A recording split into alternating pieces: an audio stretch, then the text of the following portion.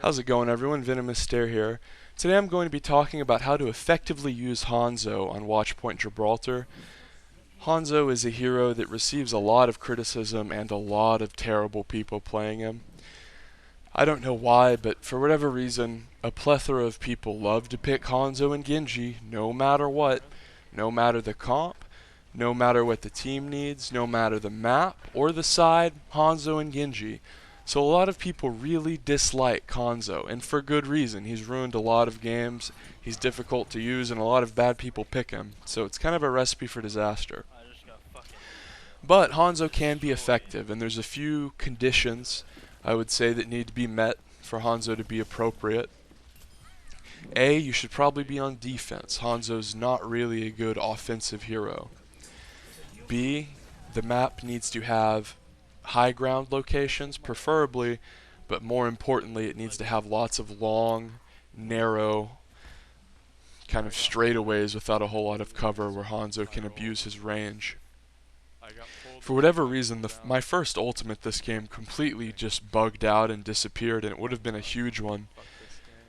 And there was no D.Va on the other team, so that was perplexing. Anyway, another thing you need to think about whenever you pick Hanzo is, does my team already have a long-range threat? Do they have someone who can shoot enemies that are a long way away? And if the answer is yes, if you already have able-bodied long threats, then you might want to pick something else. But if you have something weird like a Tracer Reaper, maybe like a Reaper Winston Tracer, a lot of short-range stuff, then Hanzo might be a good pick. It's also worth noting that on Hanzo actually on Watchpoint Gibraltar, Hanzo excels right after your opponents capture this first checkpoint, which is relatively easy to capture. Really, the best place to defend that first point for Hanzo is on top of those double-sided ramps. And my bullshit ult kind of made me die, and then I died to Genji, but now we're really going to get into the bread and butter of things.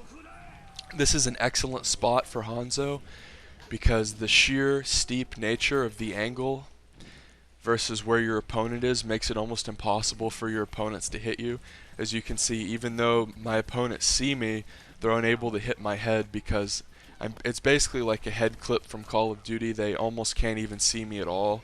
And if there are shots coming my way, I can simply back up a little bit and I will be completely safe from harm's way. One of the best things about Hanzo is his mobility in terms of scaling vertical places and getting up to power positions. It's also a useful escape mechanism. Use it by holding spacebar, by the way. This is really useful because it allows Hanzo to get up to where he needs to be, because sometimes you have to, if you get rushed or jumped or have to use an ult in a certain angle, you have to jump down sometimes. And certain heroes really have trouble getting back into power positions once they fall. 76 is kind of like this. He's not really the best example. The tanks are a better example.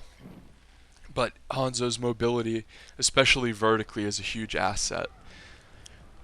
One thing that you always need to do on this map and on Hanzo in general is use your scanner shot as much as you can. It's your shift ability. And it's that little radar that you see that's basically giving my entire team map hack. It's an excellent ability. And the reason that I say you should be spamming this almost off cooldown is because yes, the cooldown's 20 seconds. But when you consider that the arrow stays active for a few seconds after you shoot it, it's actually worth using every single time, almost as soon as it comes off cooldown, because the ability to see people on the enemy team wherever they are in the map and give that information to your entire team to this extent where they can see them through the wall. It's not like a UAV where there's some ambiguity to where the enemy is. It's so brazen and so obvious. It's exactly like map hack, and it's so good. And the reason that it's so good on Gibraltar is because you see the main way that you push through, and you have to push through to get to this objective, is there are 4 doorways. One scanner arrow can easily shut down 2 doorways completely. It's almost impossible to push through a door that's scanner arrowed, because not only does the enemy team have complete vision of you, they have vision of you behind the wall, and they can see whenever you divert your forces to go to the other doors. This means that not only do your allies always have full vision of the enemy whenever they're hard pushing through one door, which is extremely frequent, but you, as Hanzo, have the ability to see when enemies retreat and can often deduce, based on the retreat path, which other door they're going to.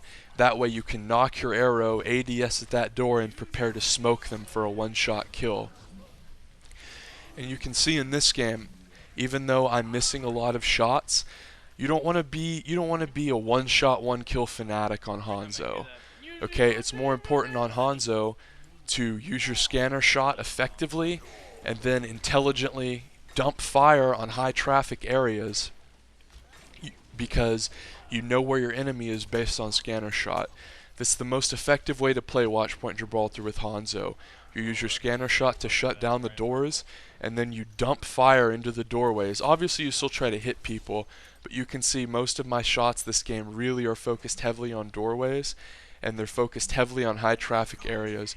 This is something powerful that the enemy team is always having to contend with, and they can never really get away from it. They're always having to deal with these scanner shots, and they always have to worry about the scatter shots too, which is another ability that you should be aiming to use in choke points.